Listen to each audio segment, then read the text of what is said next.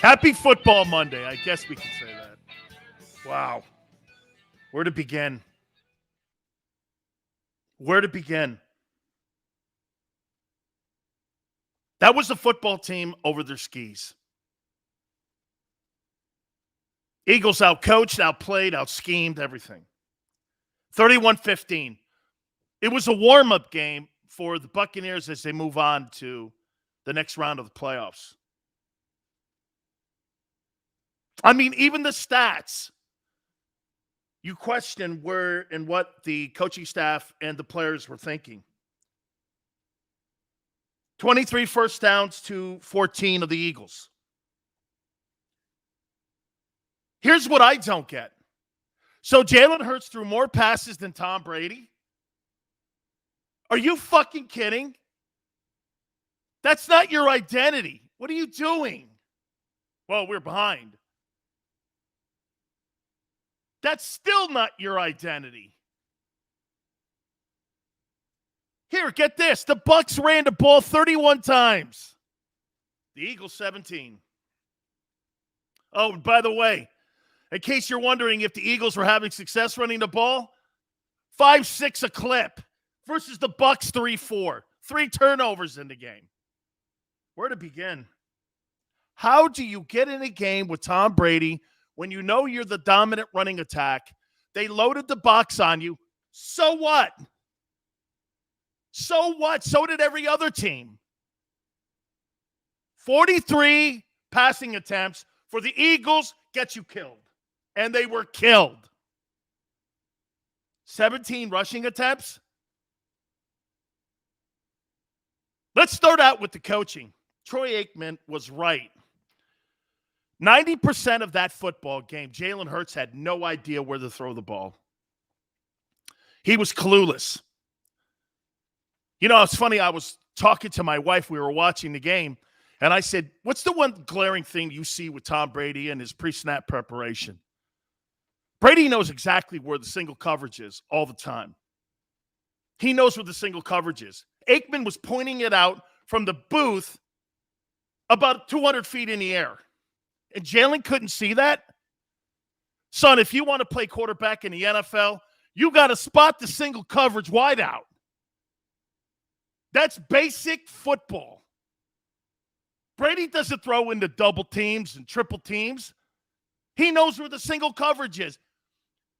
The Buccaneers were daring Jalen Hurts to beat him, and he didn't see it. Why are you throwing into double coverage?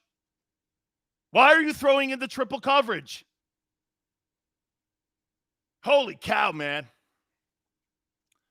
The coaching was so sporadic, too. I got to tell you, I mean, defensively, what in the world were you doing giving these wide receivers? You got that kid Perriman off the street. Why were the Eagles afraid of that guy? You gave them a 10-yard start, and you didn't press them? Holy cow. Who were you? The only guy that was worth a shit out there was Mike Evans. The rest of those guys were almost fill-in dudes. Godwin's hurt. AB's not there. Gronkowski was a factor in the game, but you had Gronk and an injured Mike Evans and a bunch of nobody guys. What were you afraid of? That soft zone killed them all day long. It was embarrassing. It was embarrassing. It was clearly a game where you went like this. The Eagles are playing like they don't belong here. Everywhere. It just outcoached, outplayed, outschemed, effort, everything. It was like they were a chicken with their head cut off. By the way, guys, please hit the like button. I'm going to get to the topics here in a minute, and I'm going to get to you guys in case you're new to the program, okay? You guys, I read your comments. We go back and forth, and this is going to be, I got to think. I come to Jesus conversation today about Jalen Hurts, the coaching staff, the direction of the franchise, everything. Garry Cobb will join us at the bottom of the hour. Pre- and post-game show for Fox 29 in Philly. Let me ask you this. How many people think the Eagles are trending up right now? With the close of the season, are the Eagles with a green arrow or a red arrow? What do you think? I do think it's a green arrow. But what's the ceiling here? You see, the one thing that you want to make sure you have with your quarterback and your coach is that you want to break the glass of the ceiling and win a Super Bowl. I don't want to get to a point where I'm looking at it and questioning whether or not he's the guy. They're doing that in Dallas right now, by the way, with Dak Prescott and Mike McCarthy. So other places are looking at that same conversation that we're having right here. Alexander says, flatline, Dan. The Don of Uptown, trending up. I think you are. Here's the topic. How much damage did Jalen Hurts do with his playoff performance and his chances of becoming the starting quarterback in 2022 and beyond? How much damage did he do? I thought he did a lot. Now, look, some of you would say, Dan, 60 minutes of football? Dude, 60 minutes of football? Yeah, you're going to play against great teams in the postseason. Well, there's his first experience. I take that into consideration. But spotting the single coverage guy, I know high school coaches and high school quarterbacks that can spot that. Single coverage. Single coverage. Single fucking coverage. I kept screaming it. It's open. There was nobody in front of many of those guys. The Bucs knew, and Todd Bowles knew, Jalen Hurts couldn't beat him. They knew that. They knew it. How much damage did he do? The Don says heavy. Rashad says folks are being hard on Jalen. Bro, you're the starting quarterback. You have one of 32 jobs in the world. Smile. Adios, Jalen's. What about Mac Jones? Okay.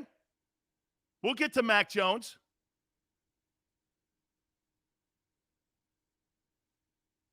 Noodles.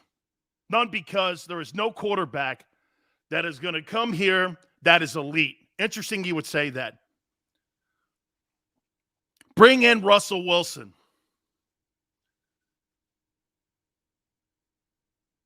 Cookie says this was on Sirianni. Tell you what, the game plan was pathetic. All around, defensively, offensively. It was pathetic. But players have to play. Players are accountable. I never hang losses on referees or coaches. Go ahead and fucking make a play. Okay? Win in spite of that jackass on the sidelines. Win in spite of that guy. Go out there and look at the 49ers.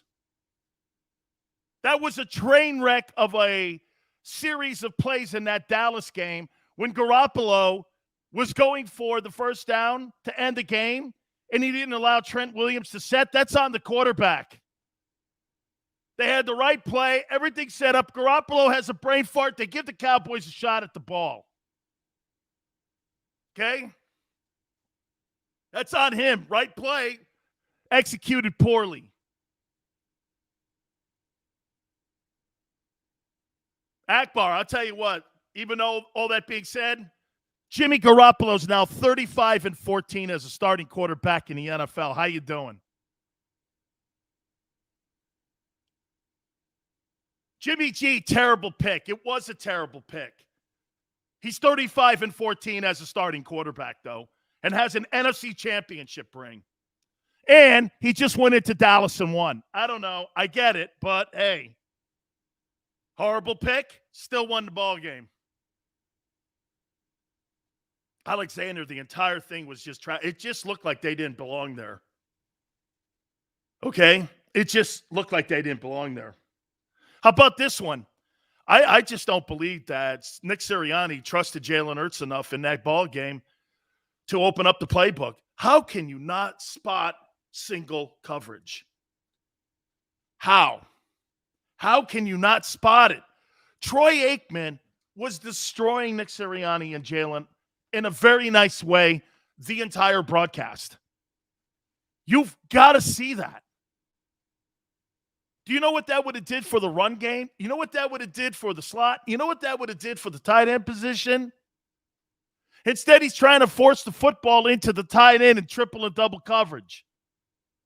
It played right into Todd Bowles' hands. Pinehawk says we can't teach accuracy. He was terrible in that. There were wide open passes. By the way, I said this to you guys, and I know that my boy Xander remembers this. Why the fuck did you draft Devonte Smith if you can't get him the ball? It's a poor draft pick. You got to listen to me here. I didn't say he's a poor player. It's a poor pick when you don't have the guy who's the sharpshooter. Hey, it's one thing to buy the gun, but if you don't know how to use it, what's the sense of it?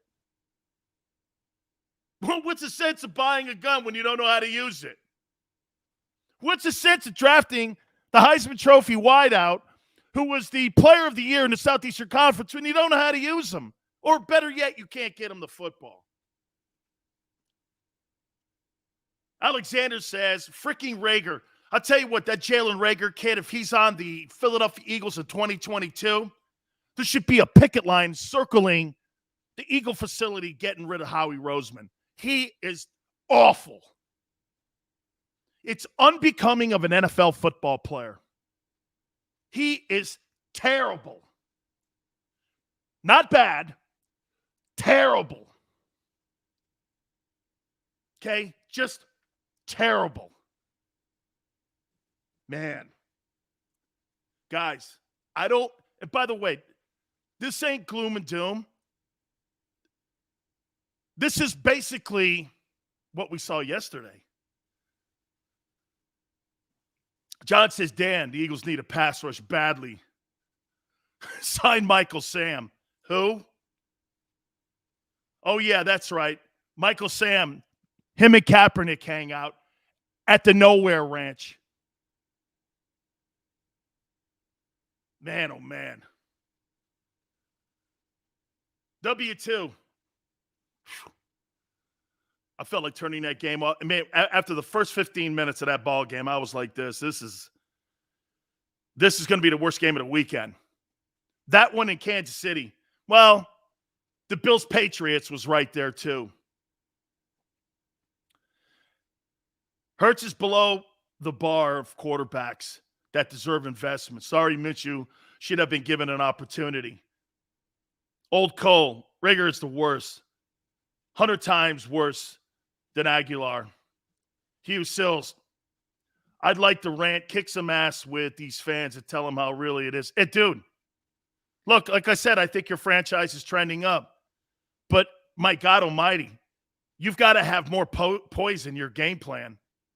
You know, and I know people want to get on Bill Belichick and say that Bill Belichick had an awful game too. Yeah, okay, well, that guy's resume set.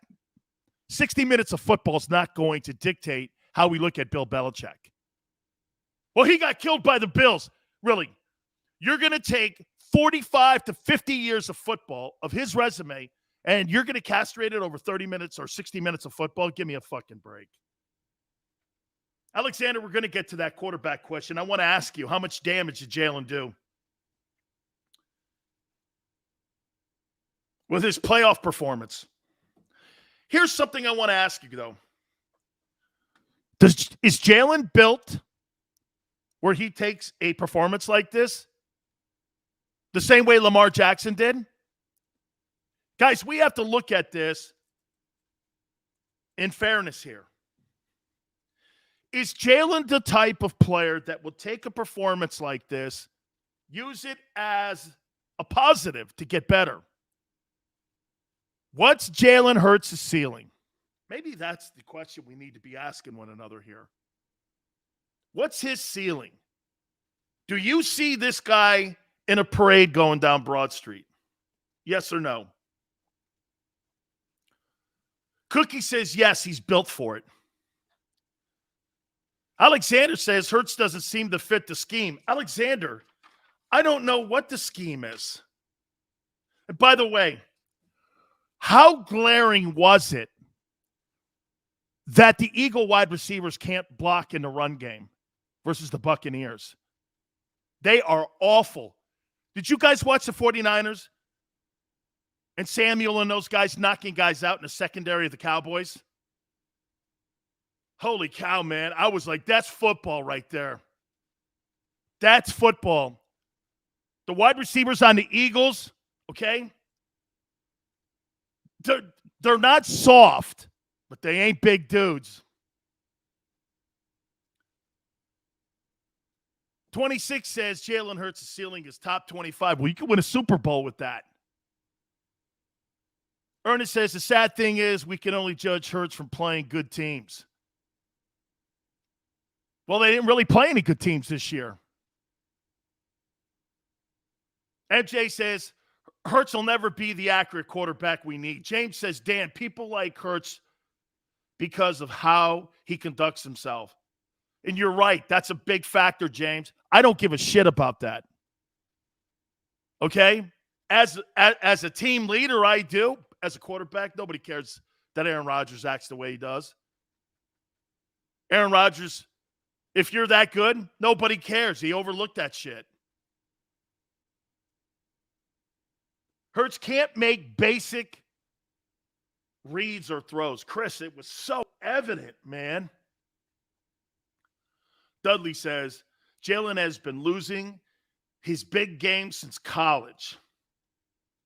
Huh. He did come in to save the SEC championship game. He did get Oklahoma into the semifinals. Again, let's tell all the story here. Okay? Benjamin says, offense coordinator, the game plan has sucked almost every game. That is why the offense starts slow. Dude, I read you this. How in the world is a Philadelphia Eagle team throwing more attempts than Tom Brady? And the Buccaneers had both their backs out and still ran the ball 31 times to 17. How's that possible? I don't even know who ran the ball for the Bucs. Was that Bernard? Is that the kid from Cincinnati that they signed?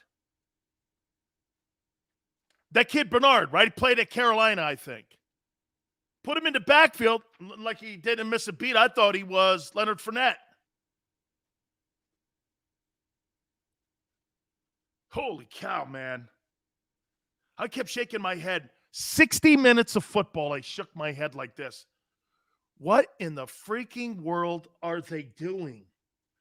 Why are they playing those lame-ass zone coverages against nobody wideouts? Mike Evans was the only freaking threat. My God. They signed Perriman off the street. Joe says won't win with Hurts, period. We need playmakers. Vector says, why would you win the coin toss and defer to Brady? Boom, 7-0. Sills, do you understand why Philly fans are so angry? I do. I get it. Carl, it was like they got into the playoff game. You know, you play against an inexperienced, that was inexperience all over the joint. Coaching, player, quarterback not seeing single coverage. Single coverage, and Troy Aikman was seeing it from 200 feet in a booth calling a game. Why are they not going out here? It's wide open. And get this, they didn't even have deep coverage to protect the guy. They knew he couldn't get the ball there. They were basically, they were goading the Eagles to throw the ball because you know why? They didn't think that Jalen. Can I tell you why I think? Ken says, I picked the Eagles to lose based on facts, not emotion. Daniel, you jumped on me. I didn't say anything, but now I am. That's what I don't know what you're talking about. Okay? Yeah, you can't in any way put your football team in a position that they did, the coaching. The coaches were just as poor as the players' execution. Ken, you're right. One time, Jalen threw the football down the field. I thought it was a punt. Man. Guys, the organization is trending up. Okay? The organization is trending up. You won 4 games last year. Let's not forget that. 4 ball games. You had an improvement of 5 games. It's pretty impressive. Dude. Yeah, but Chris, I'll say this to you, man. What are you playing those zone coverages like that? Who were you afraid of? Easy Money said Tampa's defense made Hurts look like a 5th grader. They were manning up. They were absolutely manning up. They were jamming him at the line of scrimmage, no question about it. Dude, how many targets did Devonte get in the first half? Aikman started pointing that out as well. Oh, bad coaching, Carl? To say the least. Bad execution, bad coaching, bad preparation, bad mentality. The whole thing was awful.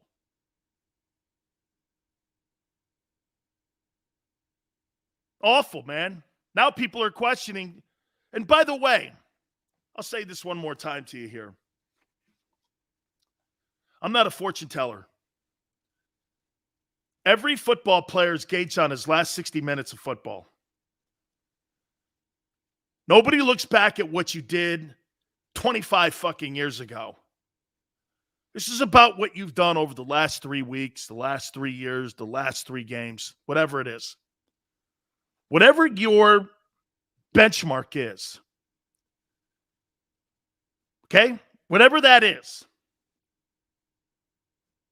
And I like what somebody brought up earlier, would say this. How's Jalen in championship settings? Got blown out in the semifinals when he was at Oklahoma and got pulled in the national championship game. And then shit the bed just now yesterday. That's not an opinion. Okay? Again, telling the whole story here. By the way, do I think Jalen Hurts... Look at me trying to make sure everybody understands that I think he had a decent year this year or a good year this year. And I'm trying to placate this, but I like to tell the whole story. He had a fine season, but again, this is not about being common. This is about being exceptional. Okay? This is about getting your team to the next level.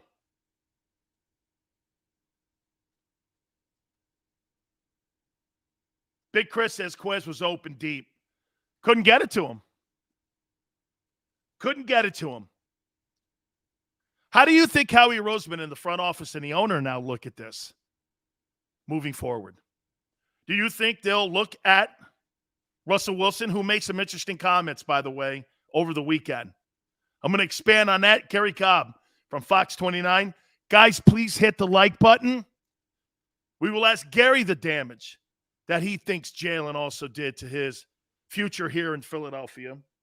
We'll talk a little bit more again about the game, some of the games that happened, and we'll make comparisons to the other quarterbacks that didn't play well over the weekend to Jalen Hurts.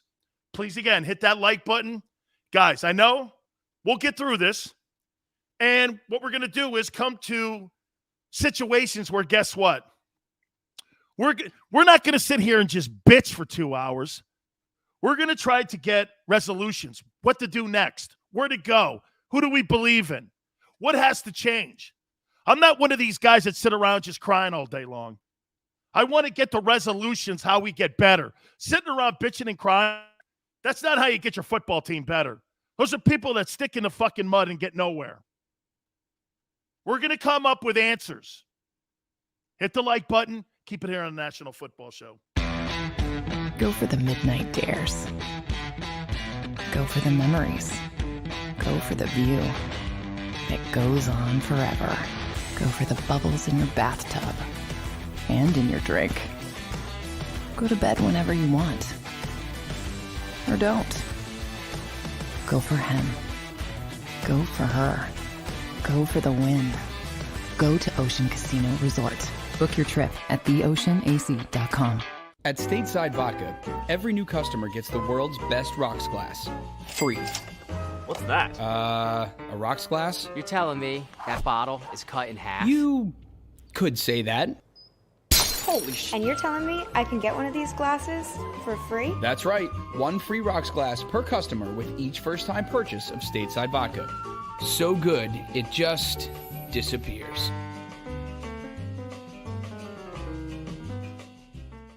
You know you like being right. That's why you should enroll in an Independence Blue Cross plan. It's the health plan chosen by more people than any other, with more doctors and hospitals, more benefits that really rock, more of the coverage you want for the right price, including free doctor visits 24/7. It's a choice you can feel good about, because when you're right, you're right. And when you've got Independence Blue Cross, you're right where you need to be. Call 1-844-200-2583 today to get an Independence Blue Cross plan.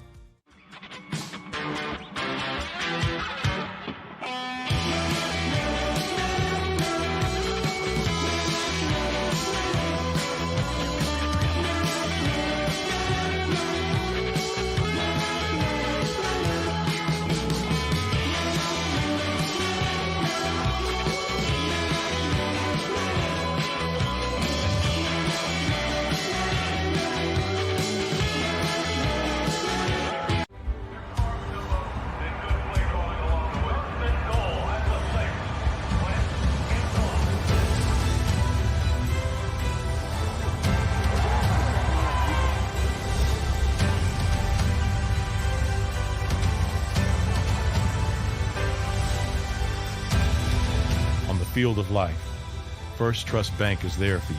Champions on three. 1, 2, 3. Because Philadelphia dreams deserve a Philadelphia bank.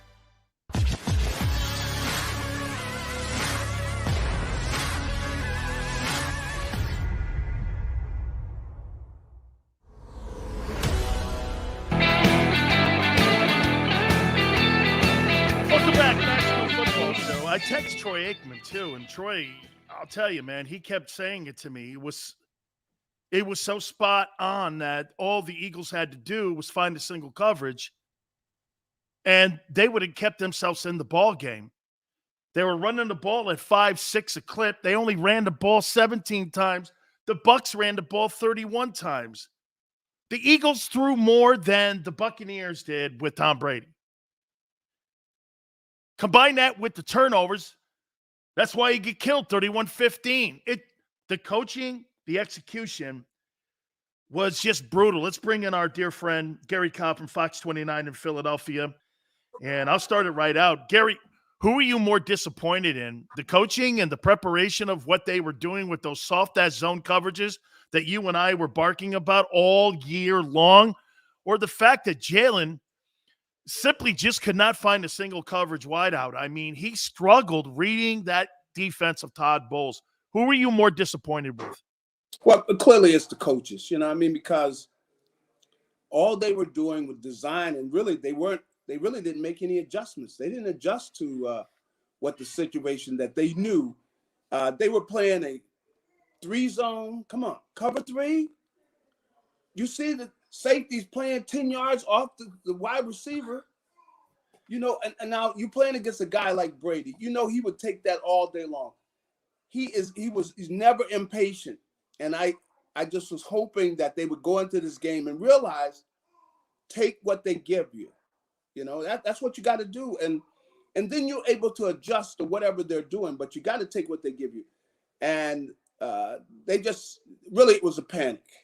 I mean, that's what you had happen. It's like the people that they have a fire in the apartment building, and they don't make it out. You know why? They panic, and they end up running to a place that's the worst place in the apartment to run to, and unfortunately, people lose their lives of that, the panic.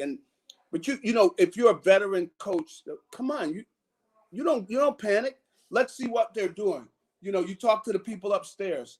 What do you see out there? Well, in cover 3 now, they did blitz they had run blitzes, and it made sense that they're going to see some run blitzes. They know they're going to try to run that options. They're going to run those options with Jalen. So they took those away, and they really didn't adjust well to what the Tampa Bay Bucks were giving them. And really, they kind of self-destructed, because if they'd have just looked outside and had some automatics when they come up to the line of scrimmage, run a 7-yard out, boom, we take it, 7 yards, 2nd and 3, and you make them come out of that zone they were playing. And it really wasn't, they didn't get into some of the exotic passages. They got into them on 3rd down. They stopped them on 1st down, and then they got into these exotic packages where you even had one time where the big fella was dropping, and he was dropping in coverage. Big Veda, he's dropping out of there, 300 and whatever, 60 pounds, whatever, dropping out of there. And they had the corners coming on the outside. But it just seemed like they really didn't come in with confidence, and if you're confident, you don't panic. Let's see what they're doing. Let's talk about it on the sideline, and then we're going to attack these guys. And then defensively, they that Tom Brady will take those 5-yard, whatever, he'll take it.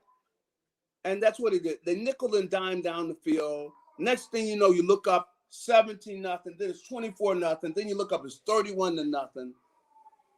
And you haven't done anything offensively. And defensively, they haven't killed you. They slice you up with little slices. Yeah. Not a lot of big plays. The biggest play was on the last touchdown. That's the biggest play they had. Other than that, it was all those short plays. Nothing to write home about. Nothing any big deal.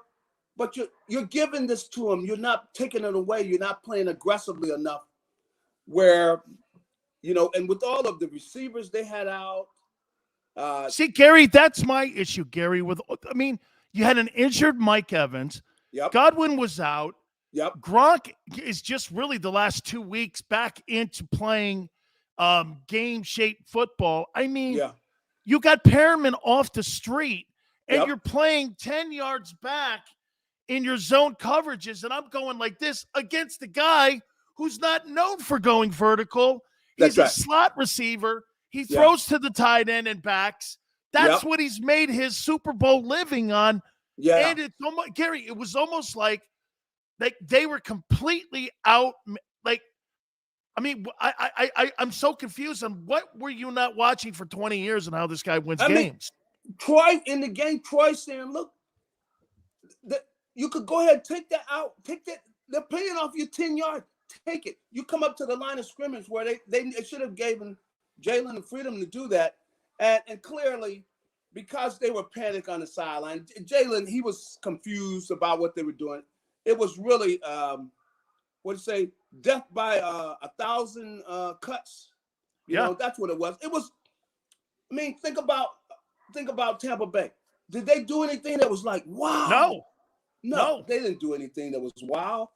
And you look up, it's 31-0. It's really a shame, but this is the kind of thing where when they had the key they had was they've been there before. There was no panic, but clearly the Eagles panicked.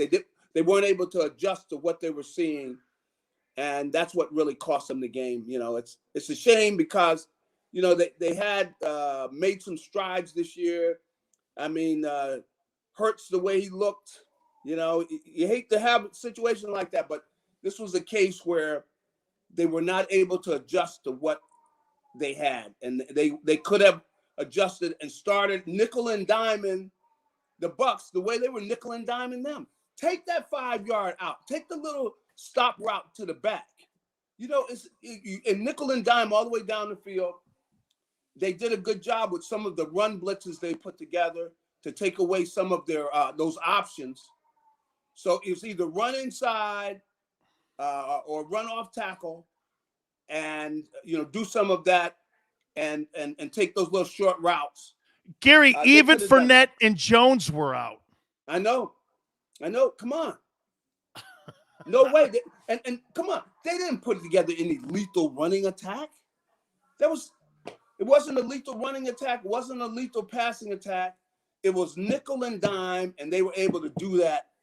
And this is a case where, I hate this, they really didn't put up much of a fight. It's really a shame, because I know a lot of the guys probably didn't feel good about it, because not where Tampa Bay just outplayed them, but clearly this was not anything Nick wants. This was a bad job by Nick, bad job by Jonathan Gannon.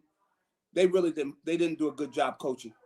Garry, how much damage has Jalen Hurts done to his future in Philadelphia with a performance like that? Can you just take 60 minutes of football and just put it in compartmentalize it and go like this? These are the games that he has struggled in his past, got yanked out of a national title game. Okay. They got killed in the semifinal game at Oklahoma. Gets in a moment here, and it was chaotic. Couldn't spot the single coverage wideout. Basic stuff. Coaching played a factor in that. I completely agree. But how much damage do you think when Roseman and the owners sit down and go, what's the ceiling to this guy? We can win ball games. We're showing we can win with him, but what's his ceiling? How much damage did he do? I think he did some damage, but I think he's in a good situation, because, you see the coach right away comes out on his side because he knows he didn't do a good job. So I think he's going to be the guy next year, because I don't think anybody's available right there. Now, something could happen during the offseason. Now, wait a minute. Let me ask you this. Russell Wilson came out over the weekend and said that he's going to reevaluate his situation in Seattle. Now, that doesn't necessarily mean, because he's still got 2 years remaining on his deal, that Seattle is going to be in that conversation. You throw draft choices out at somebody, you have a conversation. Money always speaks as well. You can always change a person's mind by throwing bags of money. Do you think the Eagles will go out and at least kick the tires on Deshaun Watson and Russell Wilson?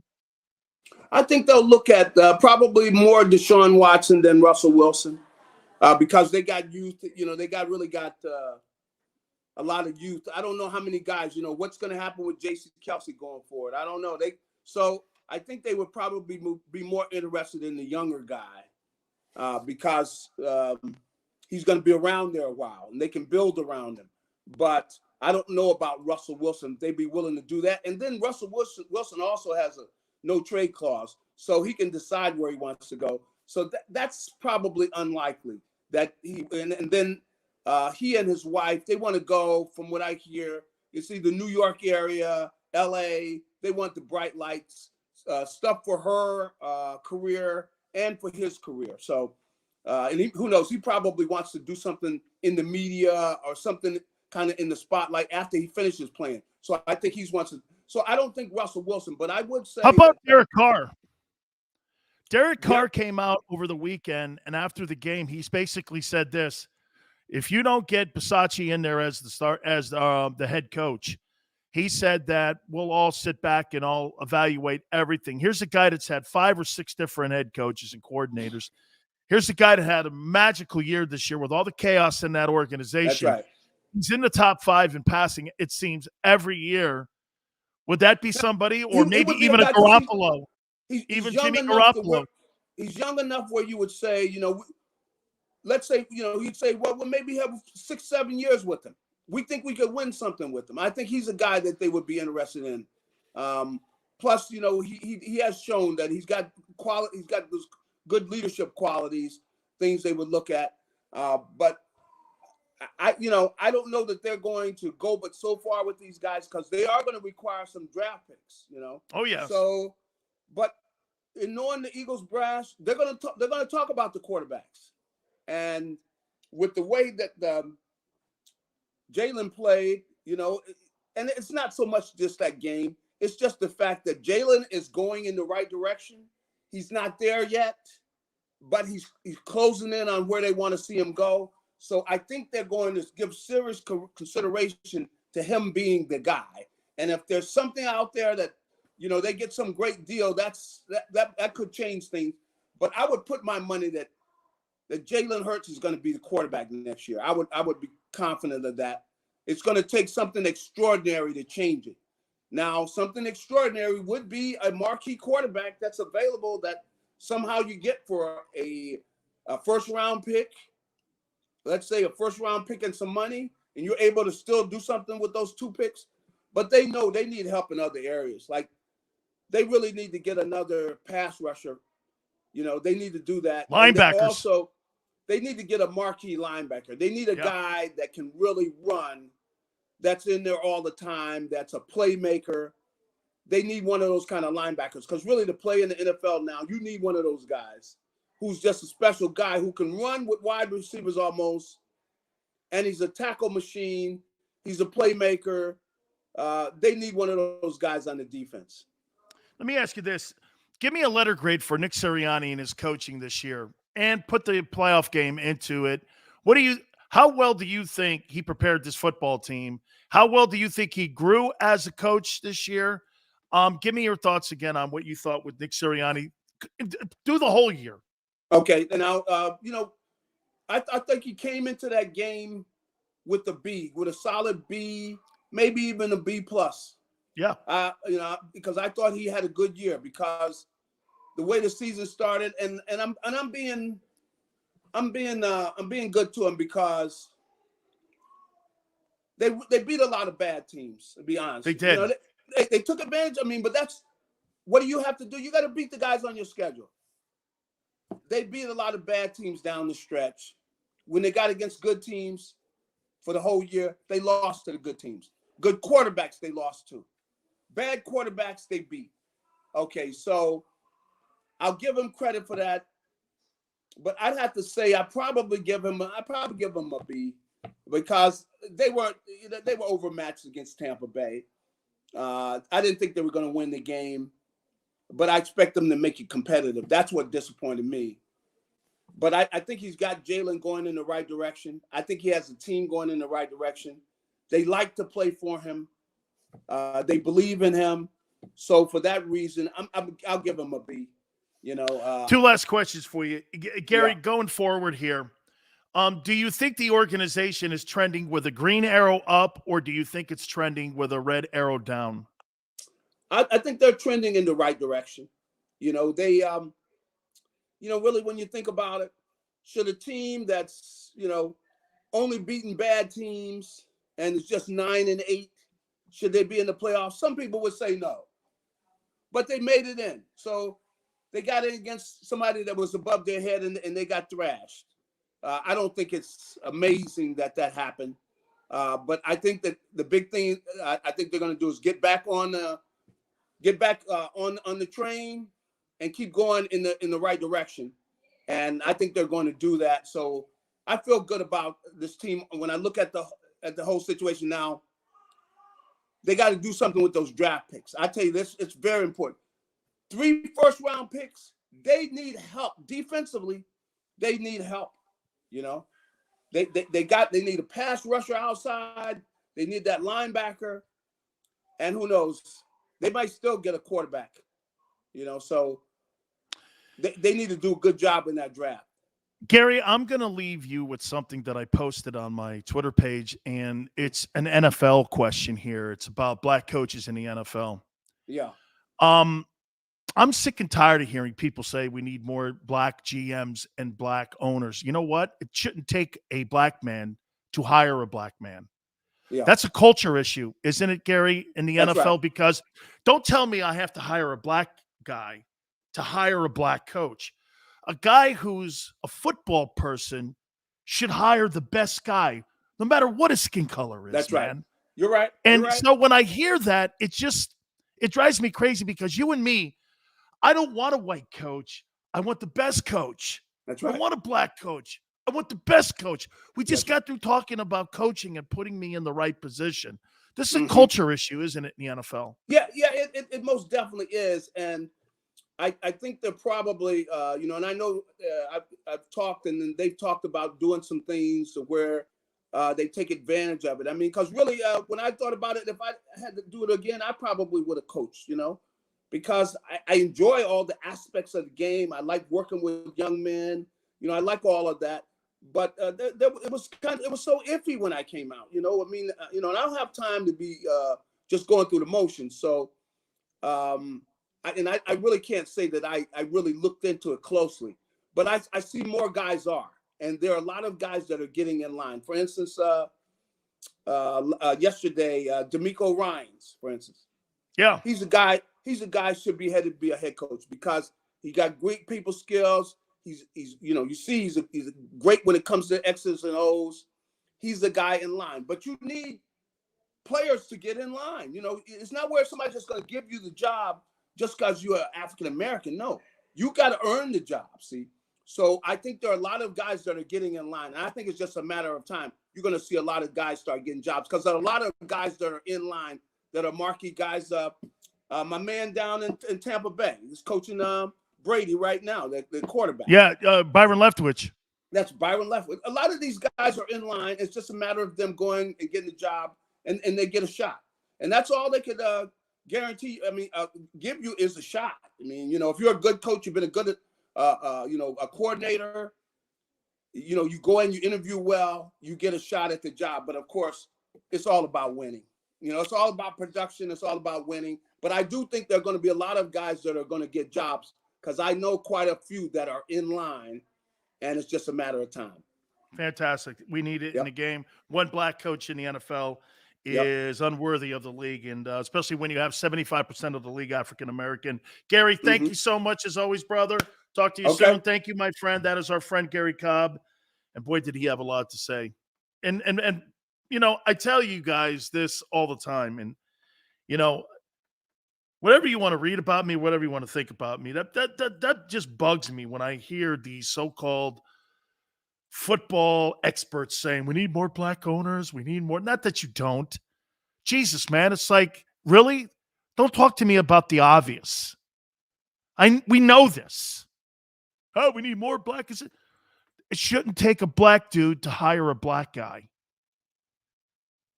You hire the right guy, dude. Makes me crazy. Hire the right man. Look at what they did in Houston. They hired a black coach because they thought it was going to keep Deshaun Watson in the room. He was the wrong dude. David Culley's a well-respected man. Use that, man. Even though he got $25 million out the door, I'm all right with that, too. All right, guys, hit the like button. We'll talk more about some of the playoff games also that was going on over the weekend. Some telling stuff. Kansas City looks like they got everything going back in order again. We'll talk more about Jalen, the damage that he's done to his potential on being the face of the franchise for the next 5 years. We'll hit more on that. Troy Aikman was right. He was ripping the Eagles coaching staff the entire time. Brady and the Bucks. I mean, do you ever bet against Tom Brady? That was Tom Brady's 45th win in the postseason. 45 wins is insane. Hit the like button. Keep it right here on the National Football Show. Go for the midnight dares. Go for the memories. Go for the view that goes on forever. Go for the bubbles in your bathtub and in your drink. Go to bed whenever you want. Or don't. Go for him. Go for her. Go for the win. Go to Ocean Casino Resort. Book your trip at theoceanac.com. At Stateside Vodka, every new customer gets the world's best rocks glass. Free. What's that? A rocks glass? You're telling me that bottle is cut in half? You could say that. Holy shit. And you're telling me I can get one of these glasses for free? That's right. One free rocks glass per customer with each first-time purchase of Stateside Vodka. So good, it just disappears.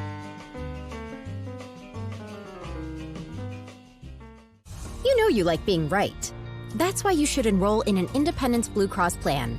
It's the health plan chosen by more people than any other, with more doctors and hospitals, more benefits that really rock, more of the coverage you want for the right price, including free doctor visits 24/7. It's a choice you can feel good about, because when you're right, you're right. And when you've got Independence Blue Cross, you're right where you need to be. Call 1-844-200-2583 today to get an Independence Blue Cross plan.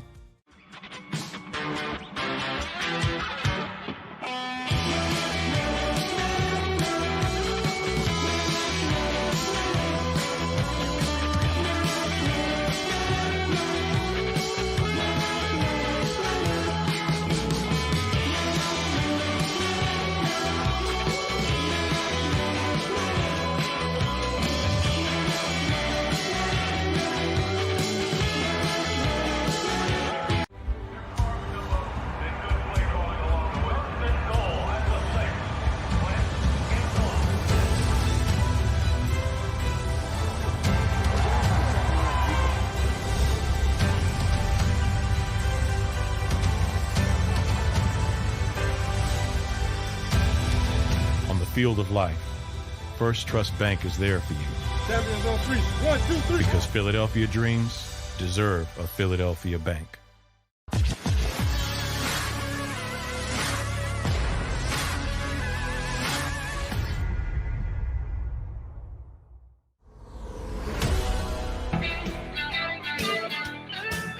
Welcome back, National Football Show. Your boy Dan Sileo, guys. Thank you so much for the first hour of the program. Another hour coming up. You guys were awesome on hitting the like button. If you could still do it, I appreciate it very much. South Philly, you're right. I saw that with Bruce Arians hitting that player in the back of the head like that. It's not the fact that you hit a black player in the back of the head. It's the fact you hit a player in the back of the head. We're beyond that stuff now. Okay? Grabbing face mask, turning the face mask, slapping guys in the helmet, being physical with people. That Bear Bryant style of football is gone, okay? Don't put your hands on anybody. Everybody's got space. Didn't we just get all over Urban Meyer for kicking a kicker? We have to be fair here. I love Bruce Arians. I love him. He's a friend of mine. Can't hit a player in the back of the head, let alone a black player. Absolutely not. It's disrespectful, the whole thing. There's racial connotation in that. Don't do that. Just not. It's the optics of it. I'm praying too that Bruce apologized to the player. To get your point across, you don't have to put your hands on somebody. Okay? Stop that. Don't do that. You need to put your hands on somebody. Keith says the kicker's different. He is. He's not a football player. Thank you, Keith, for reminding me of that. Hey, Keith, you're right. A kicker? He ain't really. I'll tell you what, though, dude. I'd like to have that 49er kicker. That kid's awesome. Oh, gee, I know. Brady may win it again. Alexander, it's snowing in Philly. Holy cow, man. South Philly says, glad you said, you bet, man. Of course. Hey, man, don't hit a black man in the back of the head. Don't hit any man in the back of the head, but no way. That made me wince, dude. South Philly, that made me wince. I went, man. And I know he didn't, doesn't matter. It's like you saw it there for everyone to go, oh, God. Oh, not good. You know what I'm saying? Can't have that. By the way, as much as we'll get back to Jalen here in a second. How about this one? Is Dak who we thought he was? Is Dak who we thought he was or is? And how about the Cowboys coming out? It was the referees. The fans are shitty. They were throwing things at the players as they were exiting the field. Really? Well, that shit you put on the field there at AT&T, I don't know. You make somebody spend $400 a ticket for a family of 4? Do I think they deserve it? I'm all right with it. People get pissed. What'd you think the fans were going to do? Serenade you off the field? Soft-ass Cowboy fans. Man up, man. Can you imagine if that went on in Philadelphia? Where they were throwing shit at the players as they exited the field? Then again, I would say this. Out of 10 Philly fans, having got to know you guys, you're not doing that to your own players. You'll boo them, but you're not going to do that to people that are led by Jason Kelce. You're not doing that. You're not. I saw that way. Imagine if it happened. The Philly wouldn't do that. They'd boot her ass for poor play, but they're not going to abuse their people like that. No freaking way, right, Yale? You're not doing that. You're not throwing shit on your own players. Okay? No, Carl, the Cowboy players. Yeah, man, the referee, it was a poorly designed play when you had 6 seconds left in the freaking game. You're throwing the football down there. You think you're going to spike the ball. You got to set it. Boom. Game over. Poorly executed, poorly called. They had issues too in coaching. They had issues also. How about that slow, shitty start they got out against the Niners? Niners picked that football up and ran it right down their throat. 12-play drive, 75 freaking yards. Bang. I looked over at my wife and went, that's a gut punch. Because that's shit you can't stop. Hey, Big Chris. Jalen Reagor, man. That guy, hey, who's more hated in Philly right now, Ben Simmons or Jalen Reagor? Oh, he was exposed, big picking. Oh, my God. Diggs got exposed by Garoppolo.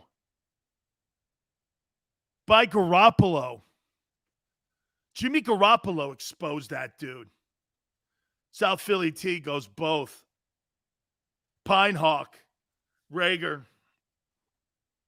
Hey, Rashad, I hate to say it too.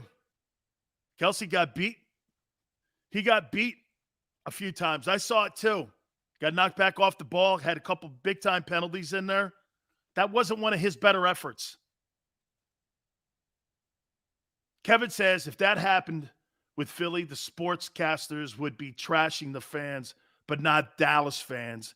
That's right, Kevin. That's why I'm bringing it up. You guys would be shit on.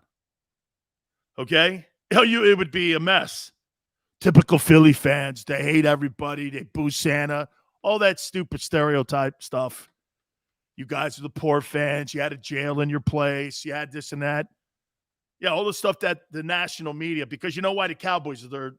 That Cowboy 49er game probably got incredible ratings. Yeah, Vita, man, he was awesome in the middle for the Buccaneers. He really was. Vector says to see Eilert go out making plays and then come out, it makes me sick. I'm with you, Cole. Why even put that guy in the ball game? Okay? We need a new punter. Special teams needs to be overhauled for sure. Okay? They would be still talking about it. X. See the Philly fans throwing batteries and shit at all the players. Cowboy fans, though. You know, so, and by the way, that Jane Slater who covers the Cowboys, I said this, they deserve it. And I was waiting for someone to go, but nobody deserves it. Well, I see. So, like, if Philadelphia had done that, you would have shit all over them. But Cowboy fans get a pass. I tried to incite a riot. Nobody wanted to pick on Cowboy fans. So you're right. You guys have been tarred and feathered as awful fans. Hey, that Randy Gregory, man. No wonder that guy showed up at the combine stoned. He is not a smart dude. Situational football, son. Can't be jumping off sides, lining up off sides, doing dumb stuff.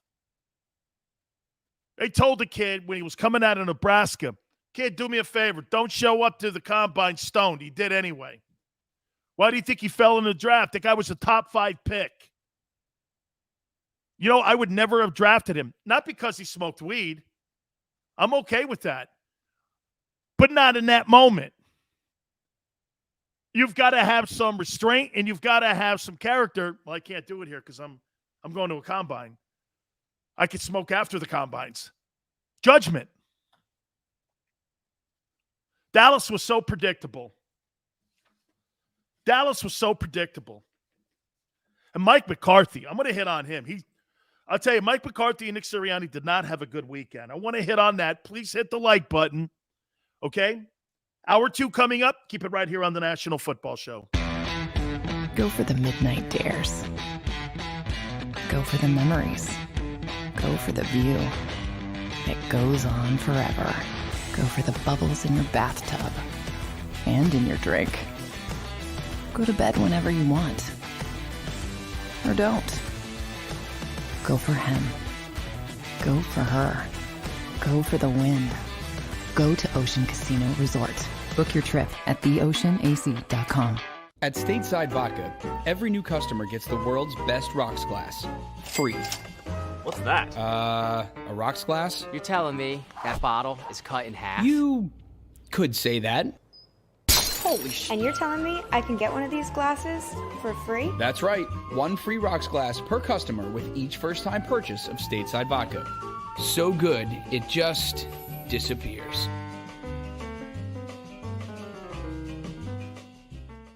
You know you like being right. That's why you should enroll in an Independence Blue Cross plan. It's the health plan chosen by more people than any other, with more doctors and hospitals, more benefits that really rock, more of the coverage you want for the right price, including free doctor visits 24/7. It's a choice you can feel good about, because when you're right, you're right. And when you've got Independence Blue Cross, you're right where you need to be. Call 1-844-200-2583 today to get an Independence Blue Cross plan.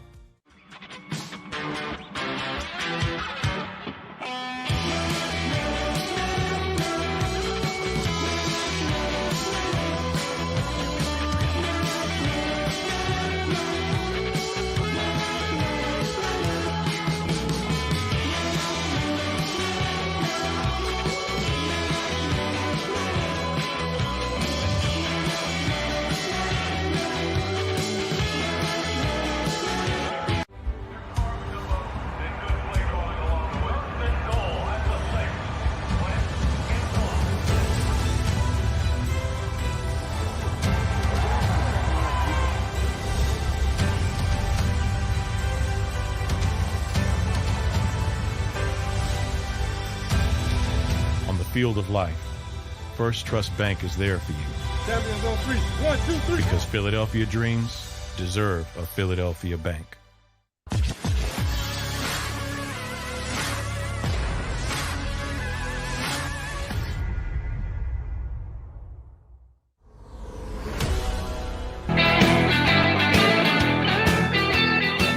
Welcome back. Hour 2 National Football Show. Guys, please hit the like button. You guys know what 3 and 10 represents? You have any idea what 3 and 10 means? Any idea?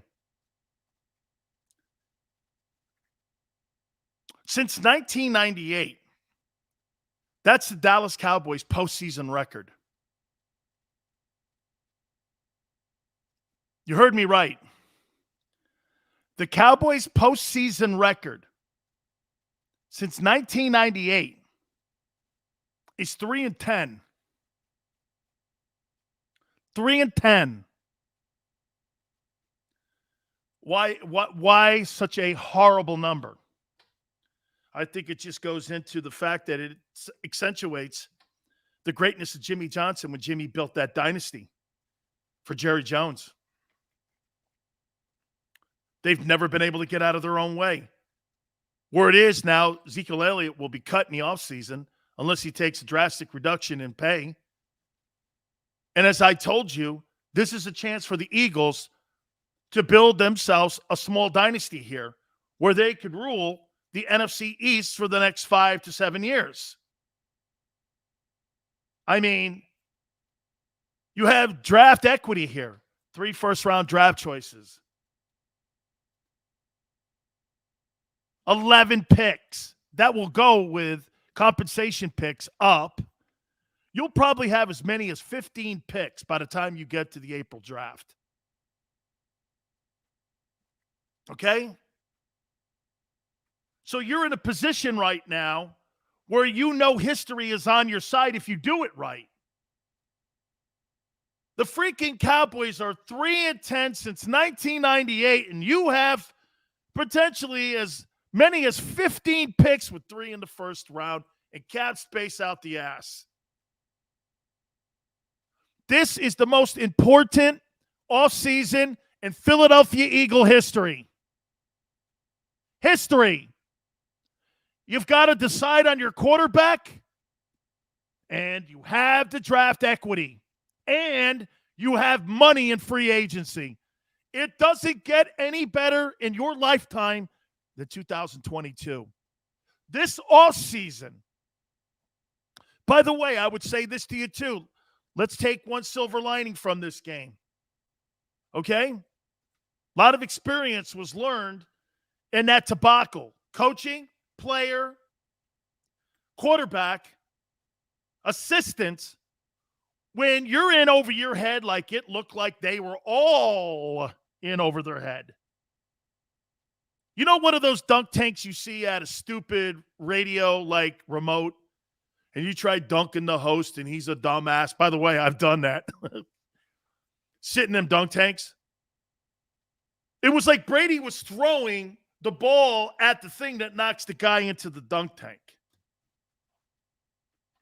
It was a carnival. Okay? It was a carnival. You have a chance here to really build your football team.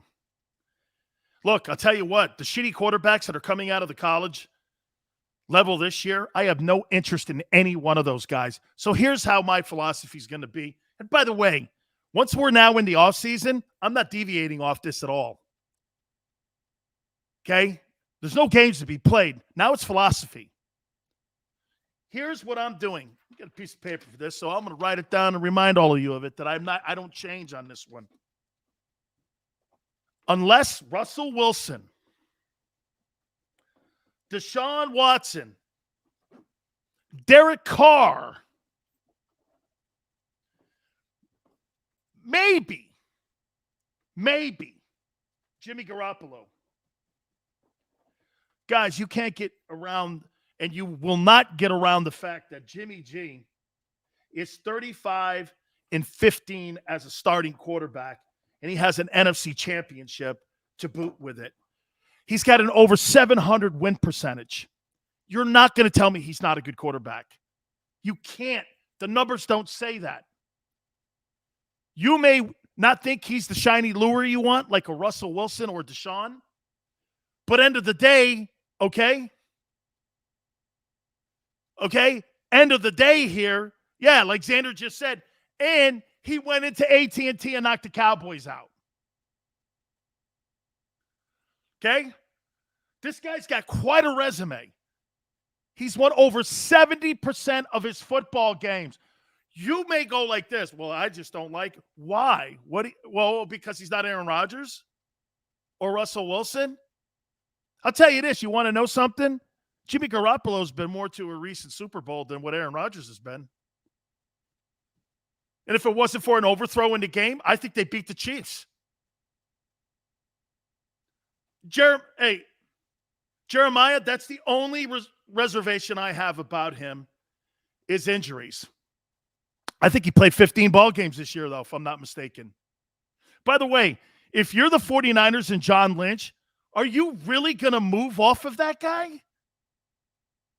Are you, get this, and you traded up and you gave a myriad of picks away to get to that 3-hole to get Trey Lance. Are you really in this offseason? What if Garoppolo goes to the NFC title game? He could. Wait a minute. 49ers versus the Packers. What's the one thing the Packers can't do? Stop the run? Holy cow, you're playing against a physical football team at San Francisco? Could the 49ers go up to Green Bay and win that game? Abso-fucking-lutely. Absolutely. So if I'm Howie Roseman and I'm looking at Jimmy G, he goes up and, watch this, he knocks Dak out in Dallas, and then he goes up to Green Bay and knocks Aaron Rodgers out. Garoppolo then has to go down to Tampa, potentially, and play Brady down there for the NFC title game. Lou says, damn, near everybody been shutting me down when I say Jimmy G. Lou, their argument is because he's not as well known as the other guys and because he gets hurt. But hey, Chris, nobody saw the Niners rolling into Dallas and pounding them that way. BF, you're damn right. Those Niners are dogs and they're big and physical. Who am I picking? We'll get close to the end of the week here. So listen, here I go. Follow me here. Unless Russell Wilson, Deshaun Watson, Derek Carr, or Jimmy G. Those are the quarterbacks. Those are the 4 quarterbacks I would have on my radar. The rest of them, you can keep them. Jared Goffs and these other losers. Sam Darnold's and those guys. I don't want anything to do with those. I'm all right with Jalen. Unless one of those 4 guys goes, hey, I'll put my hand up and listen to Philly. I have no interest in changing my quarterback out right now. I have no interest in starting over again. I'm going to take what happened on Sunday and move forward. Like I said, though, I am going to kick the tires on Garoppolo. Carr, what's the likelihood? Watch this. What's the likelihood of me having a conversation with John Lynch in San Francisco about Jimmy G? Probably 95%. I could see Garoppolo in Pittsburgh. Derek Carr. Depends who they hire as coach. If Bisaccia doesn't get that job, Carr made it very clear he wants out. Okay? I say that is more of a 15% chance for Derek Carr. Deshaun Watson, with all the things that are going on in his life, with all the draft equity that the Eagles have, both teams will definitely listen. Watson has a no trade too, though. Okay? He's got a no trade in there. The chances that Howie picks the phone up and talks to Nick Caserio, the GM of the Texans, is probably 70%. Remember, Texans want to move him. They want to get out from under the guy. Now, get this. There's a comment saying that maybe if they hire Brian Flores, he'll stay. You still got the people upstairs, the McNairs, who own the team. Chances of Russell Wilson coming to Philly, 5%. At least right now, Garoppolo is your best chance of having big-time conversations on. The second would be Deshaun Watson. Third would be Carr, but low. And Russell's going to pick a place that's going to be, remember something, though. He's got to pick a place to win. He just can't go, well, you know, I heard Gary Cobb go, well, why would you go to New York? They haven't got the coach right. They haven't got the GM right. And they haven't got the quarterback right since Eli left. Why would I go there? The Giants that's not a place for a veteran quarterback to go, especially with one of the worst O-lines in the NFL. Chris R. says, much like the Colts, we really rely on the run game and limit QB touches. Yeah, but Chris, tell me the difference in what's going on in San Francisco compared to Philadelphia. You've actually got to match that up. Garoppolo is not asked to throw the ball 50 freaking times to win a ball game. They rely on a running attack. Garoppolo, in my opinion, would be great in Indianapolis. Great in Pittsburgh. Great in Philly. Places that run the rock. Okay? Garoppolo is going to make you plays in the game, but he's not going to make every play like some of these guys like Josh Allen, folks, has to make every play for the Bills to win, right? Aaron Rodgers is relying on, if Aaron Rodgers is not on the Green Bay Packers, the Packers are a 5-win team at best. Okay? Keith says, I like Pickett, but Washington, you can have him. I have no interest in that dude. Over Jalen? No, thank you. Lou says, I think Jimmy G's more likely than any other free agent quarterback. Hey, and get this, he's good. Seals, if you're on the call with Russell Wilson, what do you think the response is when we've got Rager and Whiteside? Okay, true. But then here's what I do, my friend. I go like this. Yeah, but we also have the best O-line in the NFL. And a couple free agent signings on the wide receiver position, we can change that overnight. Wide receivers are dime a dozen. Offensive lines are as hard to build as finding a franchise quarterback. You know, how many free agent offensive linemen do you ever see on the open market? None. When I saw Orlando Brown and Trent Williams, okay, potentially being traded, they were never free agents. They made deals for them and trades for them. Kansas City restructured Patrick Mahomes' deal to get Orlando Brown in the building. Remember? They restructured it, and they had just given him that $500 million contract. You don't find guys like that. Chris says Minshew will be traded. Probably. You can get a 4 or 5 for him. N'Kobe Dean's a hell of a football player from Georgia, Keith. That kid can play. I like Jordan Davis, too. I like that linebacker that it's at Alabama, but I think he's got another year. Tampa has an extra day of rest, I know. How that whole thing has worked out for the Bucs, I think Brady may get to another NFC title game or another championship game. OG, I don't know what that means on the price tag for Devonte, because I look at Devonte, they don't know what to do with him. They don't have a signal caller that can get him the ball. Wentz comes back in 2 years. Thank you, Lawrence. I don't think so. The LB from Utah is a good player. I voted for him for the All-American team. I can't remember his name. Howie will make the call regarding Jimmy G and Watson.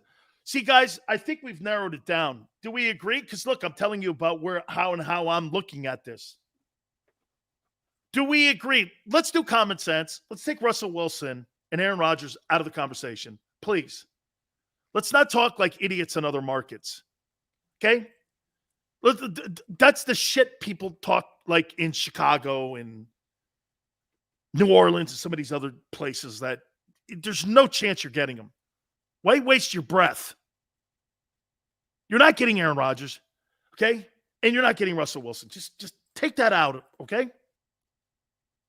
You may have a shot here at Jimmy G and Deshaun Watson. Okay? Those two guys, how he's going to make a run at. With the draft choices, I would say this. Let's just go here and go like this. 11 picks. First, second, and let's do just 3 rounds for now. I'm going to take one of my first-round picks.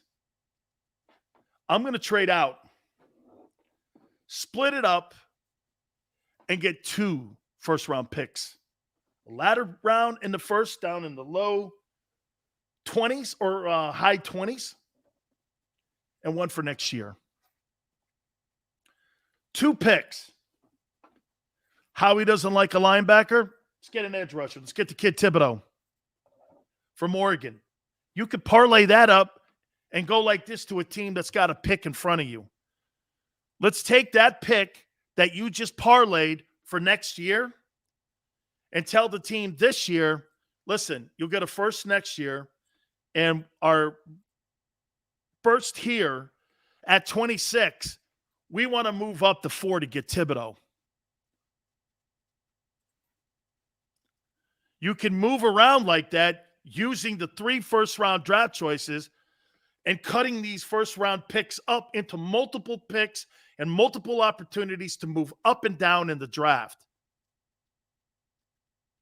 I'll have Jimmy Johnson send me the value chart for the Eagles. You know what the value chart is? It's how he built the Dallas dynasty. Okay? I posted it before on my Twitter page at Dan Sileo Show.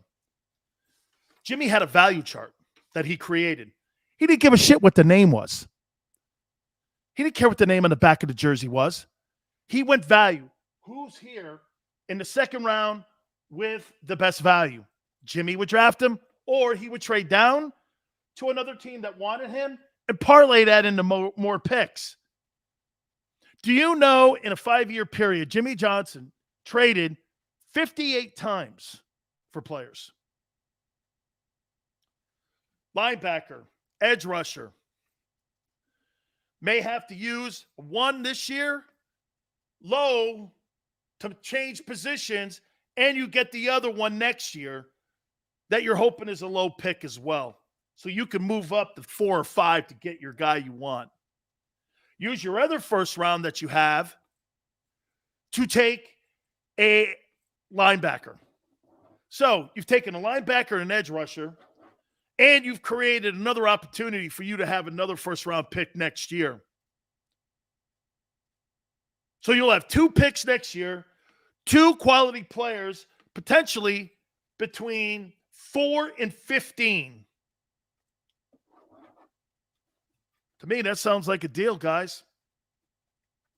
I don't care what the name says on the back of the jersey. I want to know who the best player is at 4 and 15. Especially at the need positions.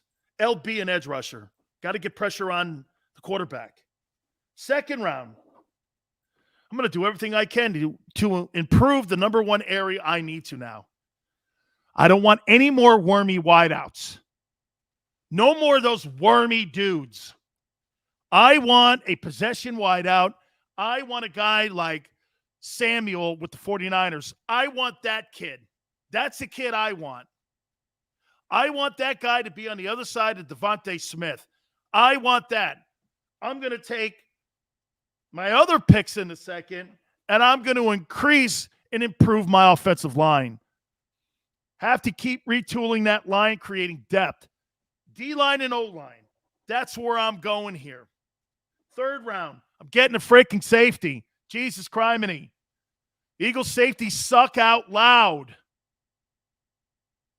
I mean, they've had a problem there at that position for the last 5 years. Safety in there. Hey, get a back, too. More running backs. Build around Jalen here. You start building around Jalen this way. Get this. In the process, what you've done is you've created a position to improve your defense in the 3 premium rounds. You've created depth in your offense and defensive lines.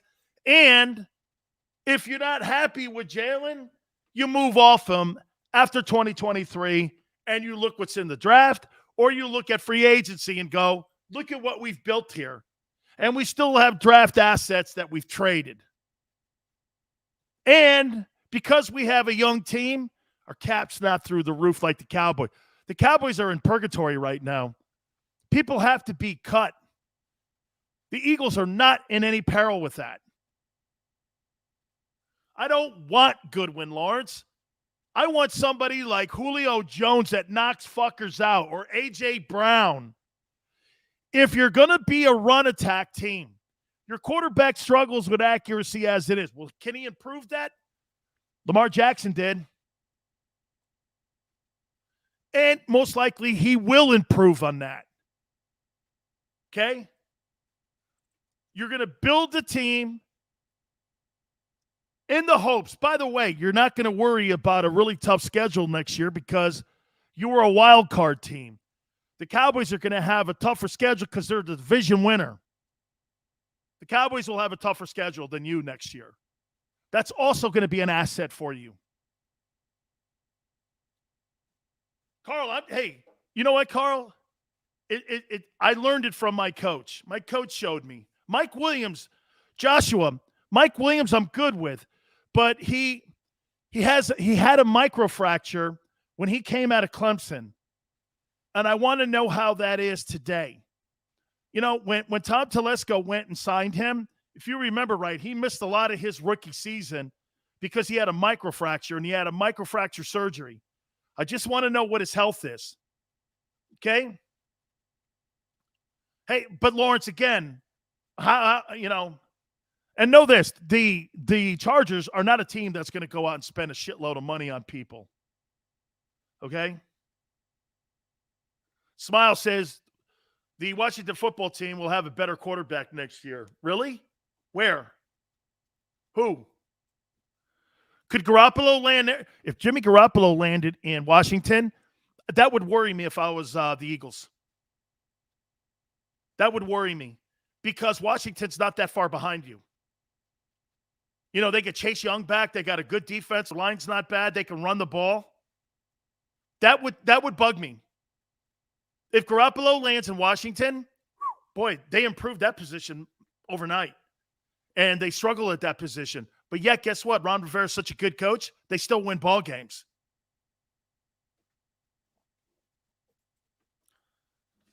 Hey, a quarterback could change the direction of that division. Watch this.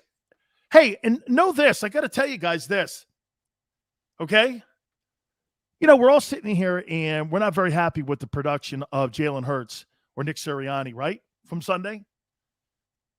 If I'm the Dallas Cowboys, I'm also doing the same thing we're doing right now. You know what I'm saying to you about Dak? Jesus Christ, $75 million. See, you know what the problem is with that, guys? Here's the problem with that. $75 million. This guy eats up an enormous part of your salary cap at $42 million per. Here, I want to show you this. Dak's 42, right? Dak's 42. Next year, Ezekiel Elliott's $18 million. Amari Cooper's 20. 5, 6. That's $80 million of a $200 million salary cap on 3 dudes. 3 dudes. This is where the Eagles catch them. Okay? 3 dudes. Your offensive line, what are they, $5 million a pop? There's 5 of those guys. There's $25 million. And I'm being generous here. I'm not even talking about your backups. So I haven't, get this. There's $105 million with the O-line, 1 wide receiver, 1 running back, and a quarterback. $105 million of your salary cap in Dallas is on 5 O-linemen, 1 wideout, 1 running back, and a quarterback. There's 105 on 8 guys. What about your backups?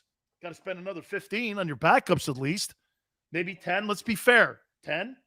Now you're at 115. What about the other wideouts and your tight ends? Got to be about 20 there. There's $135 million. Let's just say this. $135 million you spent on your offensive side of the football. You mean to tell me I only have $65 million for my defensive side of the ball? What about my special teams? The Dallas Cowboys are going to have to make massive cuts across the line. That football team will not look. That's why Jerry and Stephen Jones are pissed off today. They knew this was the year. I mean, look at it, $140 million just for the offense out of a $200 million salary cap. You got $60 million left for your defense. Okay. What about DeMarcus Ware? What about them guys? Oh, what about your special teams guys, your backups? There is 53 guys on a roster. They must be $25 million over the cap right now with nowhere to go. Amari Cooper, $20 million. Really? By the way, where was Ezekiel Elliott in that game? You paying that guy $18 million? Holy shit. You're the Eagles. You're sitting here right now. Look, you're upset. You're upset, no question about it. But I'm looking at the trend needle, and it's green in Philly, and Kelly green at that in Philly, and it is red, fire engine red for the Cowboys going down. They're trending down, guys. They're trending down. Elliott cut back. They'll wait for free agency in March to cut his ass. They'll try to get a deal, restructure something. How many yards did he have yesterday? I don't even remember him getting the ball, but a couple times. Hugh, thank you, man. Seals you right on all fronts. So this is the chance for the Eagles to do damage, man. But again, know this. Wild card in the room is Howie Roseman.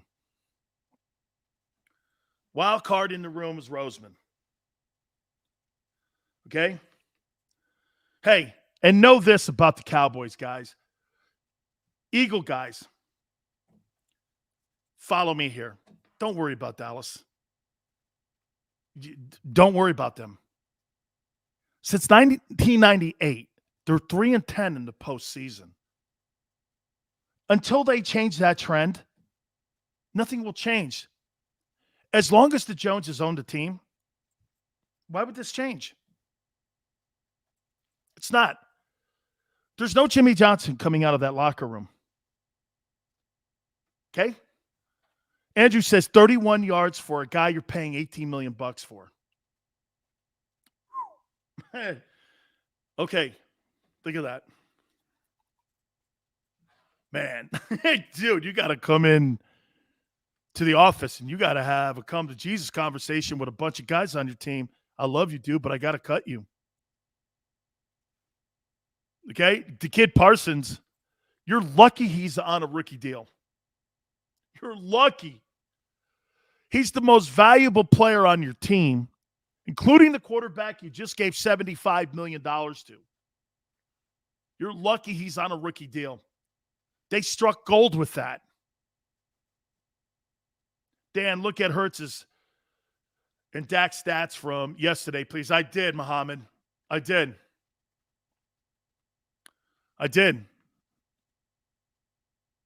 14 penalties for the Cowboys. Undisciplined. How about that whole fiasco with the punt team? Okay? They actually goes in their favor. They send the punt team back out again. Why would you do that? Even Troy Aikman went, what is that? Total chaos on the sidelines. The two teams that shit the bed big time coaching-wise yesterday were the Cowboys and the Eagles. Totally shit the bed. Cowboys looked more embarrassing, though, actually. My problem with the Eagles was Jalen not being able to find single coverage. I got to take a timeout. Guys. Please hit the like button. Talk a little bit more about what we saw there. Also, something that I want to make a comparison with the NBA and the NFL. I want to do that next as well. Guys, you've been absolutely spectacular. Please keep it right here on the National Football Show. Go for the midnight dares. Go for the memories. Go for the view that goes on forever.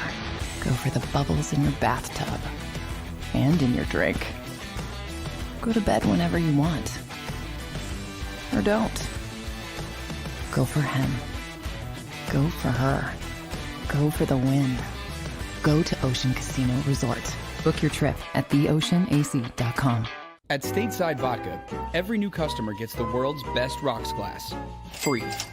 What's that? A rocks glass? You're telling me that bottle is cut in half? You could say that. Holy shit. And you're telling me I can get one of these glasses for free? That's right. One free rocks glass per customer with each first-time purchase of Stateside Vodka. So good, it just disappears.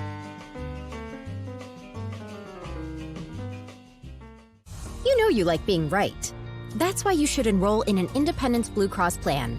It's the health plan chosen by more people than any other, with more doctors and hospitals, more benefits that really rock, more of the coverage you want for the right price, including free doctor visits 24/7.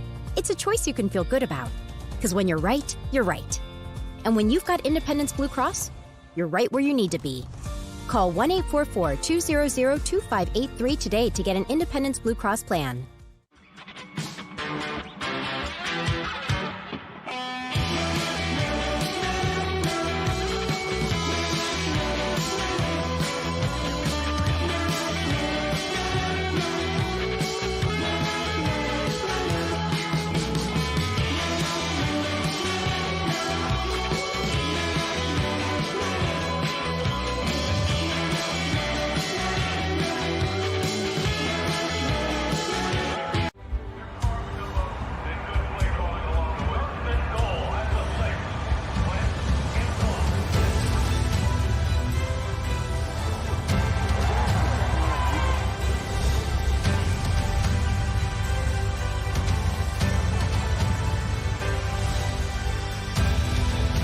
field of life, First Trust Bank is there for you.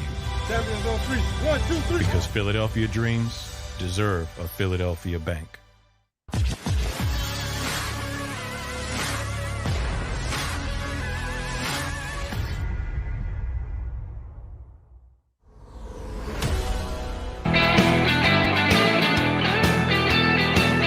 Welcome back. National Football Show. Guys, please hit the like button. We really appreciate it.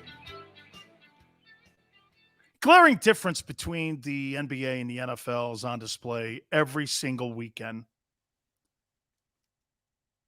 The stars for the NFL show up every week. There they are. Josh Allen. By the way, tonight we'll talk a little bit about that game too. Rams and Cardinals. Both quarterbacks are ready. Jalen versus Brady. Ben and Patrick Mahomes. All the stars are there. They show up for the NFL all the time. NBA, Kevin Durant's out. LeBron takes load management. Kawhi Leonard's out. Damian Lillard's out. James Harden's out. Kyrie plays when he feels like it. I mean, that sport has athletes who don't give a shit about the regular season, and yet they charge you full price, and it's one of the most expensive tickets in all of sports, an NBA ticket. They don't care about you. They don't care that you work hard for your money, and if you want to bring, your kid to a Sixer game, you don't see Ben Simmons in the building, or you don't see, say, they play the Lakers and they have their full array of stars playing. Where's Anthony Davis? Oh, that's right. Zion Williamson. Dude, all them dudes, man, they play when they want. They're soft mentally. They don't give a shit. Maybe it's more that. Whereas the NFL shows up every week for its fans. They play every single week. Their stars are on the field, whereas in the NBA, their stars are off the court doing whatever, load management, or just hating the fact they got to play 80 games. Come on, man. You wonder why that sport has lost over 50% of their audience? It's not because of their stupid politics. It's because of their pathetic effort or lack thereof. Okay? And then the media, because they're all liberal honks, what they do is they give them off-ramps. Well, he's heard. Bro, you don't tell a man who works in Philadelphia or Boston or Chicago that he could take a day off because he's got the fucking sniffles, or he thinks the world's flat, or he doesn't want to go with a protocol or what have you, anything to get out of a game. I'm load managing. I don't want to play this week. You're making $500,000 a night. I don't care. I mean, really. I know I must sound like, oh, man, get off my lawn, dude. But, man, I'm just talking about effort. Caring what you do. Going out and giving a great effort. I tell my daughter this all the time. By the way, guys, my daughter, I was at Grand Canyon. They beat Arizona State 60-10. And I tell my daughter all the time, effort takes no talent. Being in shape takes no talent. It's a mindset and a will. Okay? Champions are made when the lights aren't on you. Your legacy is made when the lights are on you. When no one's watching you, when you're lifting in the rain or you're running or you're doing whatever, that's when champions are made. She gets it. She's the captain of her team. I tell you, and I posted this on my Twitter page. I mean, I can't tell you that, it's a privilege to be my daughter's father. I'm so proud to be her father because I don't need to coach her. She knows what it takes to be a champion. She's got the attitude of a champion, man. She just wants to be great every single time she steps on the floor or every time she steps on the field. Thank you, Alexander. They got BYU this weekend, one of the top teams in the country. We'll see.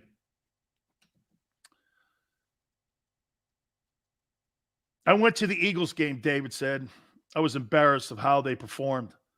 But I can tell you honestly, there were a lot of Eagle fans there, and they were fighting for their team. David, it's like telling me, hey, you should thank the fish for swimming. I had Tony Bruno on the show on Friday. He told me why you guys love your Eagles. BF, he was in the first hour, man. You want to go back and watch that? He was awesome. Guaranteed contracts killing the NBA. Shitty attitudes killing the NBA. Sydney says the Eagles are lucky they could pick some bargains in the shop window. The Cowboys can't. That's right. Hey, Sydney, the Eagles can shop at Neiman Marcus. Okay? The Cowboys are shopping at the dollar store. Omar, cut Jalen Reagor, man. He is such a fucking anchor around that franchise's neck. He is terrible. Marty, Artie Lang was terrible as a coach. I would fire him, and I'm not a fan of doing that, but you've got to move off of Mike McCarthy. Mike McCarthy's not the guy for that job. Okay? He is just not the guy for that job. But then again, if you're Eagle fans, you're hoping they keep him. And they will. They will. No question about it, man. I'll tell you this. That Josh Allen can play. By the way, how many people are under the misconception, I'm going to say, that Bill Belichick lost some face against the Bills? Let's see. Let me add this up for a second. Let me get back to you here on this. 6 Super Bowls. Okay. 3 conference championships, so 9 total. How many Super Bowls did he win as D coordinator in New York, too? He was also on that AFC championship game team that got beat by the Packers. So Belichick has 8 Super Bowl rings, and he has 12 conference championship rings. You really think 60 minutes of football changed the narrative on Bill Belichick? He's got 12 championship rings. Yeah. 8 Super Bowl rings. You think it's really 60 minutes of football in a shitty game against Buffalo. But you see, you have the haters there too. Look, he needed Brady. Well, he did draft. By the way, you want to know something which is crazy? Let me show you something that nobody gives credit for. So Bill Belichick had 3 quarterbacks starting playoff games this past weekend in the NFL. I'll say it again, Bill Belichick drafted 3 quarterbacks that played playoff games this past weekend. Brady, Garoppolo, and Mac Jones. And you want to hear something crazy? 2 of them were in the same quarterback room. Is that crazy? He drafted 3 quarterbacks that played playoff games. And 2 won. Tell me Bill Belichick only knows defense. Okay? Cody, here's the problem with the Patriots.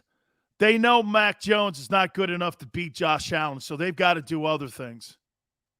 They've got to get an elite running back like Derrick Henry to compensate for that, because Mac Jones does not have the skill set Josh Allen has. Josh Allen, in so many ways, in my opinion, has caught Patrick Mahomes as one of the top 3 quarterbacks talent-wise in the game. Okay? Bill knows Mac can't win the AFC East alone. He's going to need to have another elite guy in the huddle. Okay? He needs to have, remember something about Brady. Brady had the GOAT at tight end. Gronkowski's the greatest tight end that's ever played the game. Okay? James, that Josh Allen, nobody saw that kid like that when he was at Wyoming. I think I told you guys this. I watched him because I covered Mountain West when I was doing radio in Southern California. And his junior year, he was decent with the Cowboys. But his senior year, because obviously Wyoming's not that good of a program, he was kind of okay. You saw he was big. You saw he was athletic. You saw he had a big arm, but you just didn't know. And it just shows you what coaching can do. Sean McDermott has been the best coach he's had, and it's changed his entire game. All right. Got to take another timeout. Guys, please hit the like button. Talk a little bit about tonight's game, Rams and Cardinals. What's next for the Eagles? We'll do that all next. Keep it right here on the National Football Show. Go for the midnight dares. Go for the memories. Go for the view that goes on forever. Go for the bubbles in your bathtub and in your drink. Go to bed whenever you want. Or don't. Go for him. Go for her. Go for the win. Go to Ocean Casino Resort. Book your trip at theoceanac.com. At Stateside Vodka, every new customer gets the world's best rocks glass. Free. What's that? A rocks glass? You're telling me that bottle is cut in half? You could say that. Holy shit. And you're telling me I can get one of these glasses for free? That's right. One free rocks glass per customer with each first-time purchase of Stateside Vodka. So good, it just disappears.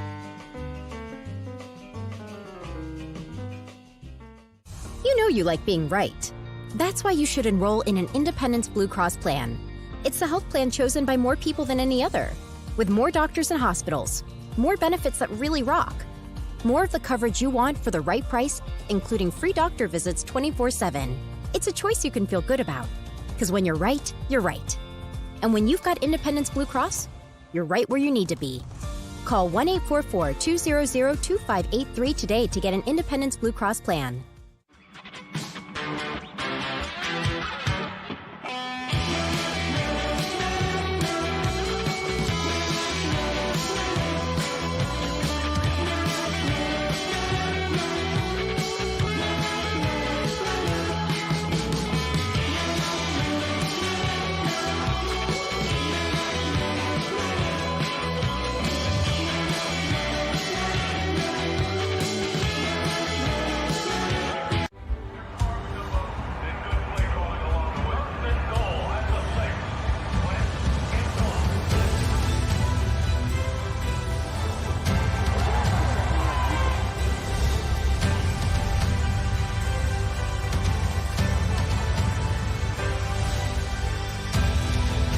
Field of life, First Trust Bank is there for you.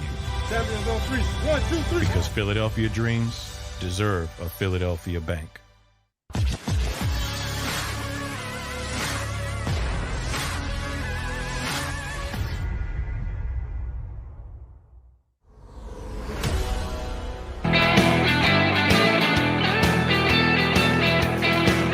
Welcome back. National Football Show. Guys, please hit the like button. Mike McCarthy's 18-15 with the Dallas Cowboys since he's been named head coach. 18-15? Hey, with the Jets, you'd be a god. With the Cowboys and the salaries that I just explained to you, dude, 18-15. Hey, can I tell you, Mike McCarthy reminds me of George Seifert. When Seifert left San Francisco and went to Carolina, everyone went, hey, man, this guy wasn't the coach we thought he was when he was at San Francisco. They just had brilliant talent in the Bay Area. He got to Carolina. Didn't he go like 1-15? It was a complete train wreck. Dude, that guy sucks, man. Mike McCarthy can't manage timeouts because you know why? He never had to. You don't have to manage timeouts with Aaron Rodgers. I would look at this and go like this. So wait a minute. For 13 years at Green Bay, you had Brett Favre and Aaron Rodgers. 13 years. You had those two guys and you have one Super Bowl appearance under your hat. Really? That is the ultimate underachieving. Even Seifert won a Super Bowl. George Seifert, followed Bill Walsh, who won 4. That dynasty won 5 Super Bowls with Steve Young and Joe Montana. Okay? At least those guys won. You got 5 titles in like 17 years. Pretty damn impressive. You got 1 Super Bowl appearance with Aaron Rodgers and Brett Favre. 2 of the top 15 quarterbacks of all time. You could debate that, right? No, actually, it's no debate. And you end up, hey, right, big picking, and you're in the NFC least. You're in the shittiest division in the NFL. Hey, by the way, watch this. Here's a question for you. Who improved more as a franchise this year? Let me ask you something here. Even in defeat, who improved more this year? Cowboys or the Eagles? From a year ago. New coach, new quarterback, new play callers, new system. Man, that's quite a lot to overcome. In Dallas, change your coordinator to Dan Quinn. You got Parsons. Pretty much the same offense coming back. Not really much. Kellen Moore, the offensive coordinator, has been there, even with Jason Garrett. Really nothing was changed on offense. Healthier Dak came back. Okay? And you got marginally better on defense. By the way, I thought it was because they played in the NFC East. I thought it was masked. Did I not tell you on Friday I thought the 49ers were going to blast them and they were going to outmuscle them? And they did. The Cowboys still have a glaring thing in behind their head. You know what that is? They can't stop the run. Okay? Chris says we walked backwards into the playoffs. Well, because that game at the end when they decided to sit their guys. Well, dude, if you think the Eagles walked in backwards, what do you think the Cowboys did? That's a division winner, a 12-win football team, and they got bounced. How about this? It's like death. Whether you're a 12-win team or a 9-win team, you got bounced in a wild card weekend. No one cares the Cowboys won 12 games. You got bounced in the first weekend as the Eagles did. You could take your 12 wins in the offseason and create all kinds of T-shirts you want, guys. But at the end of the day, you went just as far as the Eagles did. Think of that for a minute. Cowboys went no further than you. They got bounced. By the way, I actually thought the Eagles played pretty good against the 49ers. Just me. I thought the Cowboys got run over for a quarter and a half until they figured it out. Paul says Cowboys will have to move on from Zeke, Gallup, Collins. Dude, all those guys, dead on, man. Just to get themselves in a normal position for the cap. 26 says Howie Roseman sees no value in top-tier linebackers. Such a mistake. Shit, man. Today, linebackers are more essential than ever, especially guys that are like Tampa 2 coverage linebackers. Guys that can play the run, play tight ends, play the seam. I'd rather have more versatility in my linebacking core than my defensive front, especially if I can stand my ends up and put them in the dirt or stand them up. The different NFL today. Okay? Most of the time you want to rush out of a forefront, but most of those guys are hybrid ends now, like the Vrabels of back in the day and Brewskis. Or the kid in Cleveland. You know, I mean, guys like that. Dean would offset Parsons. Yes. I think he could be that type of linebacker too. Here's the one thing, though. Again, the disappointing thing for me on Jalen. And I know yes, the overthrows. Not being able to spot single coverage wideouts. If I saw, watch this. Guys, if I'm sitting here and I'm watching that on game film and I'm watching Jalen Hurts not see the single coverage guy in alignment? They weren't even fucking disguising it. They had no deep middle help. It was one guy lined up, and he didn't see it. He's throwing the double coverage guys over the slot. Tight end coming up the seam. By the way, Dallas Goedert, stop dropping passes. I'm going to take the tag that you're a great prospect off you if you don't stop it. I'm going to start calling you overhyped. You need to catch that football, son. I don't care if you're getting beat. Catch the football. Did he drop a touchdown pass in the end zone? Was that him? Or is that another game I was watching? Somebody dropped a pass in the end zone. I forget. There and then he just dropped it. Chris says too many drops for Goddard. Absolutely, man. Hey, Lawrence, I see the trash cans. I don't think he's that. But, dude, Dallas Goedert, fucking catch the ball, son. Catch the ball. Well, this guy, they really have the makings of what could be really a great, opportunity as a time. Okay, well, every game I'm watching, I see him with 3 drops.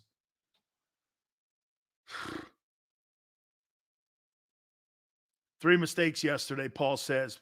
Boston Scott should have been running back 1 yesterday as Sanders wasn't ready with Howard out. He struggled for sure, man.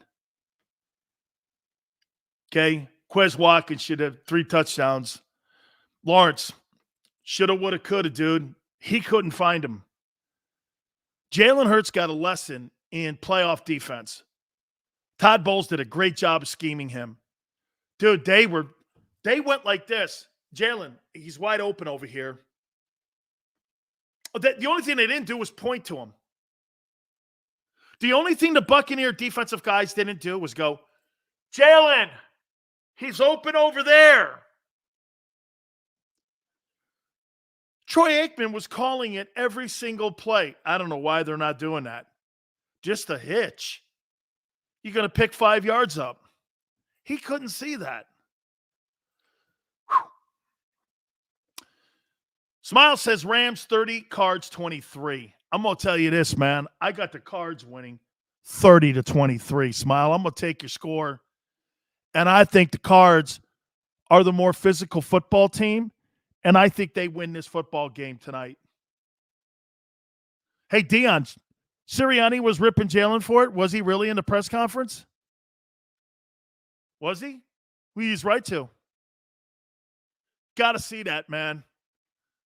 It was 90% of the time they were in single coverage. And it was glaring. How about this? As a guy who studies the game, that was as embarrassing as you can get. The overthrows I can live with. Not seeing where you need to throw the ball is understanding reading defenses. Aikman was circling it. It was so bad. Got to find that guy. And, I kept telling my wife, too, here's what Brady does. Brady knows where he's going with the ball. So what does he do? He sets you up to make sure that it's open. It's like a guy who's a magician. He predetermines what card you're going to pick. You know how these card tricks work. They set you up with the card, and then they put it in there, and they already know what the card is. Right? They already know. They set you up. That's what Brady does. It's like a card trick. Oh, guys. We will talk draft tomorrow. We will talk future of the Eagles. We'll talk NFL playoffs. There's a lot of guys out there to build this football team around. We'll definitely be hitting on that. Guys, I thank you so much for coming aboard. I know it was a very disappointing Monday, but here's the one thing you look at. The Kelly Green needle is going up for the Eagles. Okay? This is going to be the most important offseason they have ever had, or at least in my lifetime, because of all the equity they have. All right. I appreciate it. Please hit the like button. If If you missed Garry Cobb in the first hour, go back and watch it. We really appreciate it. Till tomorrow, 4 to 6 Eastern time. We'll see you on the flip side.